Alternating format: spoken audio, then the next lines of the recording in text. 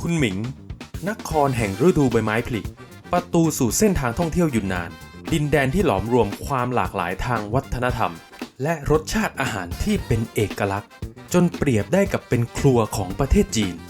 สวัสดีทุกคนคลิปนี้เราจะอยู่กันที่มณฑลยูนนาน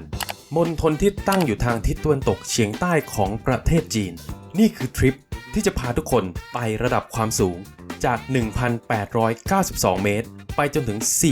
4,680 เมตรเหนือระดับน้ำทะเลผ่านสายลมดอกไม้หิมะและเรื่องราวของชนพื้นเมืองเส้นทางคุนหมิงต้าหลี่ลี่เจียงแชงกรีล่ากันแบบ8วัน7คืนในช่วงฤดูหนาวเดือนมกราคมที่พวกเรา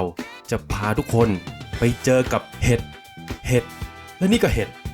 กับพาไปกินอาหารขึ้นชื่อที่ใครเลือกที่จะมาเส้นทางนี้ไม่ควรพลาดโดยใน EP แรกเราจะไปหาที่เดินกันที่คุนหมิงชมความแปลกตาของวัดที่รวมพุทธ3นิกายไว้ในที่เดียวเดินเล่นกันที่โอสตรีทกินเที่ยวในย่านยอดฮิตที่นครแห่งฤดูใบไม้ผลิที่มีของกินเพียบโดยเราจะเดินทางกันด้วยสายการบินไชน่าอีสเทิร์นบินตรง2ชั่วโมงจากกรุงเทพสู่คุนหมิง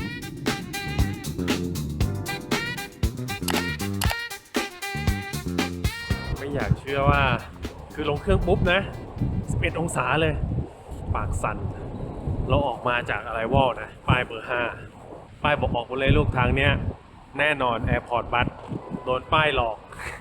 โดนอีกแล้วพอออกปุ๊บอยากจะไปแอร์พอร์ตบัสเหรอจ๊ะเชิญประตู8เลยจ้ะแต่มาบอกตอนออกมาข้างนอกแล้วเพื่อแล้วพอจะเข้าไปข้างในสแกนกระเป๋าใหม่โอเคขี้เกียจเดินเลยแล้วกันแล้วอย่างหนาวเลยทุกอย่างเกิดขึ้นไวมากก็มาถึงก็จะมีเจ้าหน้าที่นะบอกเลยว่าไปสถานีคุนหมิงนะฮะแล้วเขาก็จะจัดให้เลยสแกนอาลีเพย์คนละ25นะฮะมาถึงรถบัสละไปกันเลยโกการเดินทางด้วยรถบัสสนามบินเข้าตัวเมืองก็ง่ายครับค่ารถอยู่ที่คนละ25หยวนใช้เวลาเดินทางประมาณ40นาทีปลายทางลงที่สถานีรถไฟคุนหมิงได้เลยอากาศที่คุนหมิง11องศาก็จริงแต่แดดคือแรงไม่ปราณีเลยครับ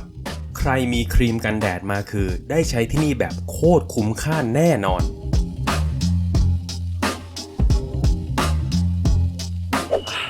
การมาคุนหมิงเป็นครั้งที่2นะฮะรู้สึกว่าต่างจากเดิมมากเลยผมไม่ได้มาเกิน10ปีได้แล้วซึ่งรอบก่อนที่มาเนี่ยเจอทั้งแทบจะตกรถเงินไม่พอจ่ายค่ารถบัสบ้างอ่ะแล้วสมัยนั้นยังไม่มีตี้เลยนะยังต้องนั่งแท็กซี่อยู่นะแล้วการเดินทางมันลำบากกว่านี้มากนะแต่พอมันมีรถบัสจากสนามบินหรือตอนนี้ก็มีตี้แล้วด้วยคือใครก็จะเรียกตี้ก็ได้เนี่ยเมื่อ10 กว่าปีที่แล้วอ่ะมันไม่ใช่อย่างนี้นะมันแห้งแบบแห้งมากแล้วเราก็รู้สึกได้เลยว่าคุนหมิงมันก็ยังดิบอยู่อ่ะแล้วก็กลับมาคราวนี้มันเปลี่ยนไปเยอะเลยตัวหนทางแล้วมันก็ทำดีขึ้นเดินง่ายด้วยแล้วสถานีเขาแบบโคตรใหญ่เลยก็ได้อ่านกันมาเยอะนะฮะว่าถ้าจะเรียกตี้เนี่ยเราเรียกผ่านแอปจะดีกว่าแล้วตรงหน้าสถานีเนี่ยมีเพียบเลยฮะที่แบบว่า hey bro ดีหยุดเลยคุณหยุดเลยคุณหากินแบบนี้กับผมไม่ได้ฮะผมผ่านแอปเท่านั้นโรงแรมที่เราจะพักในคืนนี้ที่คุนหมิงคือ Green Tree Inn Express โรงแรมนี้คือใกล้สถานีคุนหมิงมากๆใกล้แบบเดินแค่300เมตรเท่านั้นมีน้ำชาไว้ต้อนรับด้วยคืนละ1,000 บาทเท่านั้นนะทุกคนราคานี้คือรวมอาหารเช้าที่เป็นไลน์บุฟเฟ่นี่มีซาลาเปาติ่มซำด้วยและมีก๋วยเตี๋ยวให้กินด้วยต่อไปขึ้นไปดูบนห้องกันดีกว่าจะขึ้นลิฟต์ไปด้วยเหรอน้องอะไรวะเนี่ยเฉยเลยโดนแซงน้องเปิดลิฟต์เองได้นะน้องจะไปชั้น2บ๊ายบายโอ้ อะไรวะเนี่ย ภายในห้องก็คือกว้างใช้ได้เลย นี่ม่านเปิดเองแบบอัตโนมัตินะฮะ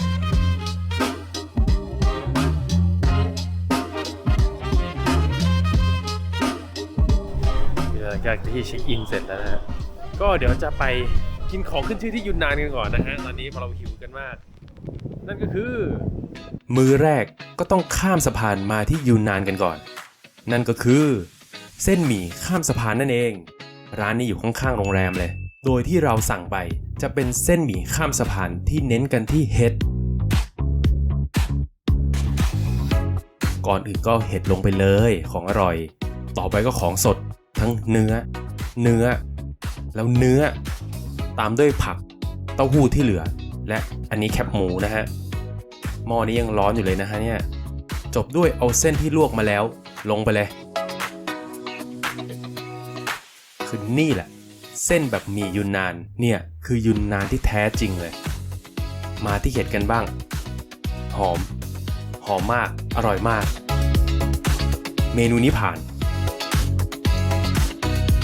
กินเสร็จยังมีขนมมาดักต่ออีกนี่เขาก็ให้กินให้ข้างๆโรงแรมเลยนี่ก็คือเป็นของขึ้นชื่อของที่นี่นะก็คือเป็นขนมเปี๊ยะที่จะเป็นไส้พวกกุหลาบอร่อยมากจากโรงแรมเราจะนั่งตี้ไปที่วัดหยวนทงค่าเข้าวัดคนละ6 หยวนวัดพุทธที่สำคัญในคุนหมิงและมีอายุเก่าแก่กว่า 1,200 ปีวัดที่รวมพุทธ3 นิกายไว้ด้วยกันทั้งมหายานแบบจีนเทรวาสแบบไทยและวัชรยานแบบทิเบตที่มีความพิเศษอีกอย่างก็คือวัดที่ประเทศจีนส่วนใหญ่จะสร้างไต่ระดับขึ้นสู่ที่สูงแต่ที่นี่สร้างลงสู่สระน้ำที่เป็นแอ่งกระทะโดยมีสะพานและศาลากลางน้ำ8 เหลี่ยมเป็นจุดต่ำสุดซึ่งสะท้อนคติความเชื่อเรื่องความถ่อมตัวการละอัตตาตัวตน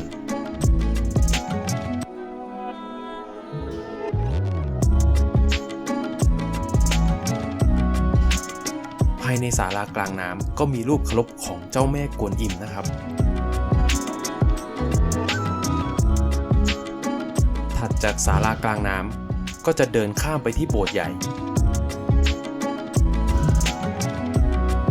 ซึ่งช่วงที่เรามาถึงทางวัดก็กำลังทำพิธีกันอยู่ก็เลยไม่ได้เก็บภาพมาให้ทุกคนนะเราเลยเดินถัดมาไปโบสถ์ที่อยู่ด้านหลังของโบสถ์ใหญ่อีกทีที่แน่นอนว่าเป็นภาพโบสถ์ที่คุ้นตาคนไทยเป็นอย่างดีเลยกว้างกว่าที่คิดนะคิดว่าจะแบบจะเล็กๆแล้วก็มีศาลาอยู่กลางน้ำอ่ะสิ่งที่ว้าวอ่ะคือมีเป็นโบสถ์ไทยอยู่ด้านหลังอีกทีหนึ่งมีพระพุทธชินราชที่สวยมากและที่พลาดไม่ได้ที่ใครมาที่วัดนี้นะครับนั่นก็คือแมวส้มฮะที่ให้จับได้ด้วยนะแมวที่นี่ใจดีครับ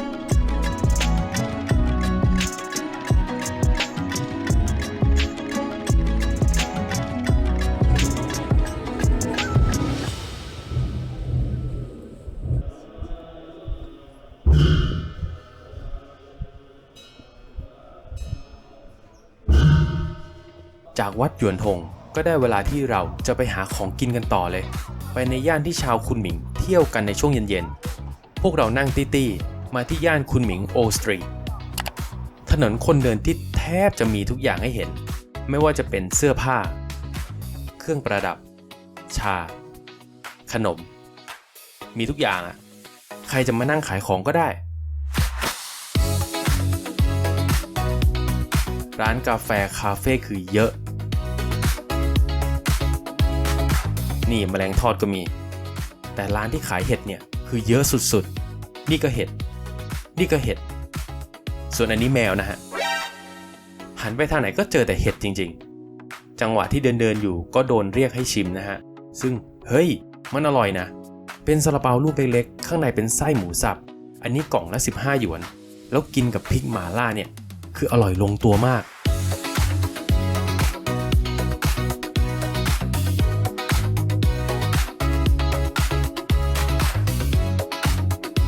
เมื่อกี้ก็เดินผ่านร้านสตรอเบอรี่หลายร้านเลยแต่ละลูกคือใหญ่มากๆนี่ก็เลยมาขอลองชิมสักร้าน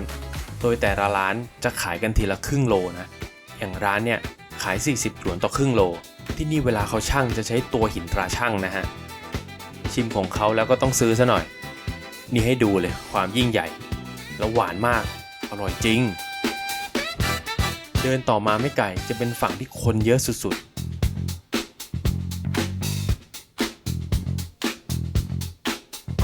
ตรงนี้ก็จะมีลานกิจกรรมที่มีคนมาเต้นด้วยนะฮะเนี่ย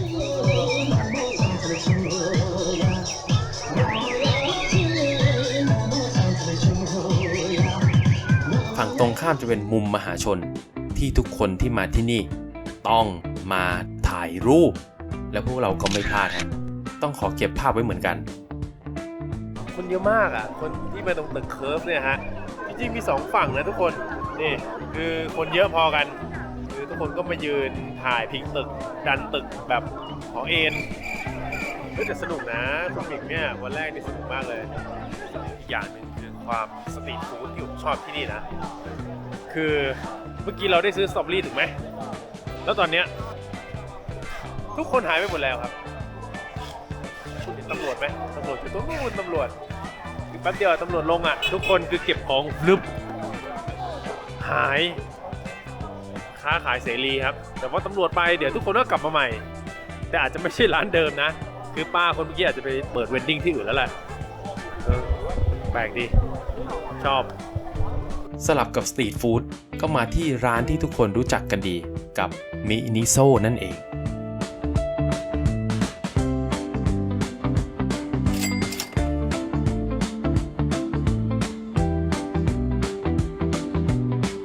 โดยที่นี่มีสิ่งหนึ่งที่ผมอยากลองมากเมื่อมาที่ยุนนานนั่นก็คือน้ำข้าวหมากฮะเพิ่มเติมคือกลิ่นดอกหอมหมื่นลี้นะครับ ในส่วนของรสชาติก็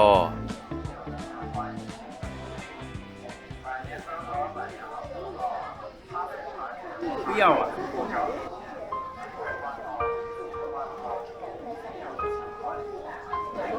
มันก็เป็นมันเหมือนเหล้าแหละมีแอลกอฮอล์1%ขอบคุณมากก็เข้าหมากเลยแหละ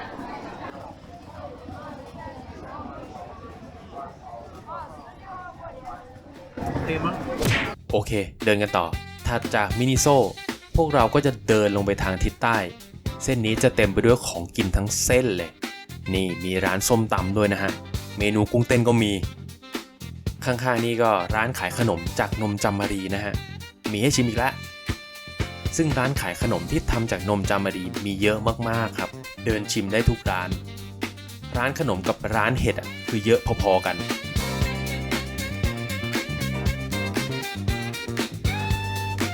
เดินมาไม่ไกลมากจากมินิโซตะกี้ร้านนี้ชวนให้เข้ามากเพราะเปิดครัวมันหน้าร้านเลย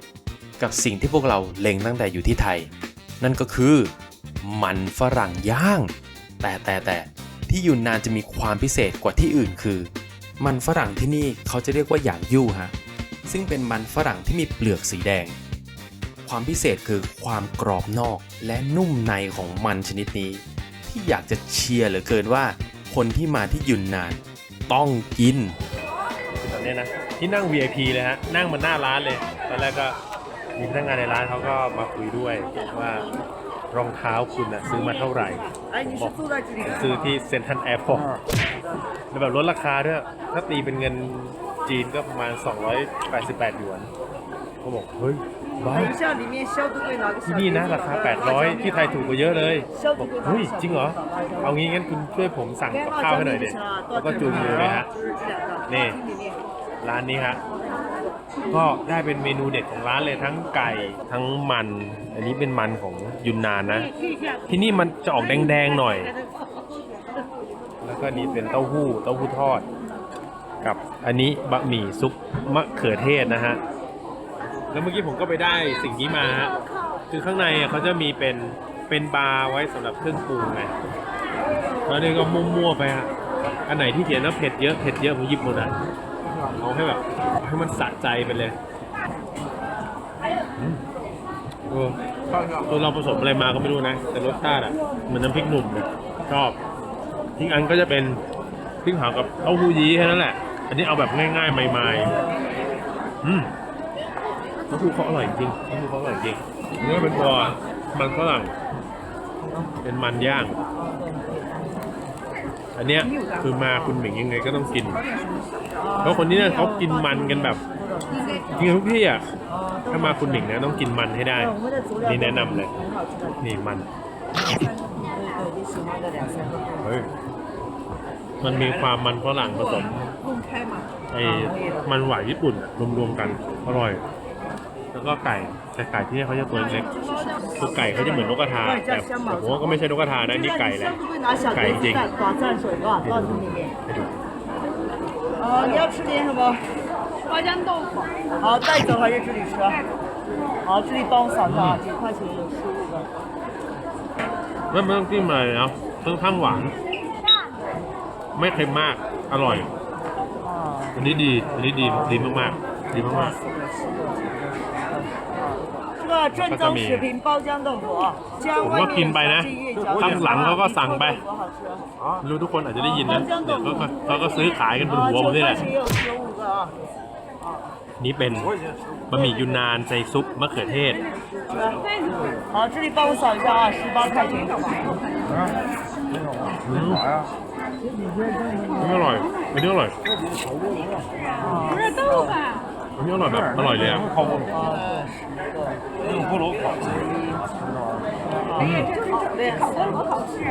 คือซุปหวานด้วยอร่อยด้วย可以倒蘸水。收钱包到账18元。อันนี้ดีฮะตามเลยเดี๋ยวให้ดูด้านหลังแล้วกันว่าทุกคนเป็นยังไงเดี๋ยวผมก็นั่งหน้าร้านเนี่ยให้ดูเลยแบบกินอย่างนี้แหละ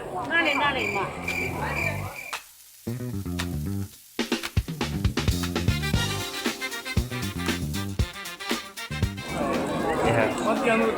นั่งกินกันริมถนนนี่แหละเฮ้ยข้างหลังนั้นเขาทำอะไรดูดวงเหรออิ่มครับอิ่มตอนนี้ก็คือกำลังจะเดินไปที่ใกล้ถนนที่สุดนะฮะเพราะว่าเรายังอยู่ในโซนที่เป็นถนนคนเดินอยู่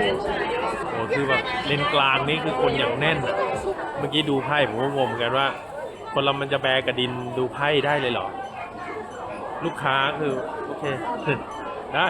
ดูเอวกันกลางถนนเลยนี่แหละครับความสนุกเวลาเที่ยวจีนคือจะมีสิ่งที่อะไรก็ไม่รู้สุ่มมาให้เราสงสัยได้ตลอดเดินไปเรื่อยๆก็เจอกับกลุ่มที่รำวงทีมเดิมเลยครับเพิ่มเติมคือย้ายมาตรงกลางถนนคนเดินหนานผิงเลยแล้ววงใหญ่กว่าเดิมอีกและมีคนร่วมแจมเต้นกันเยอะมากๆ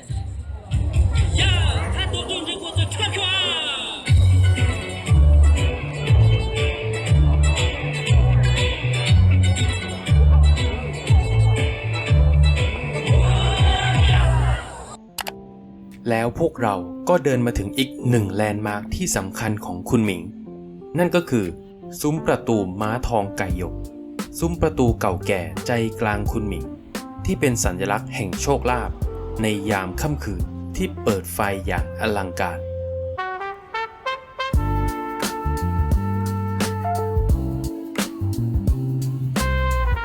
สำหรับวันแรกที่คุณหมิงเริ่มทริปด้วยการไปวัดหยวนทง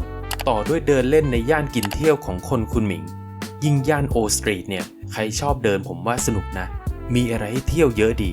นี่ขนาดเดินจากบนลงล่างนะยังมีฝั่งซ้ายกับฝั่งขวาให้ได้เดินอีกกว้างจริง